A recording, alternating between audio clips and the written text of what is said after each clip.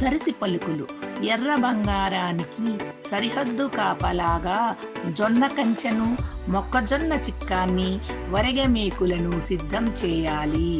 పరాయి దేశము నుండి వచ్చే సిపాయిల పచ్చదోమను, గుర్రం తెల్లదోమను, మంత్రి తామరను యుద్ధ క్షేత్రములో ధీటిగా ఎదుర్కొనవచ్చు. అంతర్గత భద్రతగా దోమ వ్యాధి నిర్ధారణకు, పంట రక్షణకు పచ్చ అట్టలు, శత్రువుల శిక్షణకు తెల్ల అట్టలు మోహరించాలి. అంతర్పంటలుగా ఉల్లి, కొత్తిమీర, ముల్లంగి, బీట్రూట్, క్యారెట్, అక్కడక్కడ ఆమదము, బంతి వేస్తే పంటకు రక్షణ కవచముగా నిలిచే. తోడేళ్లలా దాడి చేసే బ్లాక్ థ్రిప్స్ నిర్ధారణకు బ్లూ అట్టలు 10, నివారణకు 50 చొప్పున యుద్ధరంగాన దించాలి. మధ్య మధ్యలో వాయుదళముతో ఘాటెక్కే మందులతో శత్రుసేనలపై విజృంభిస్తే పంట రాబడితో జయం జెండా జయ జయధ్వనుల మధ్య ఎగురుతుంది.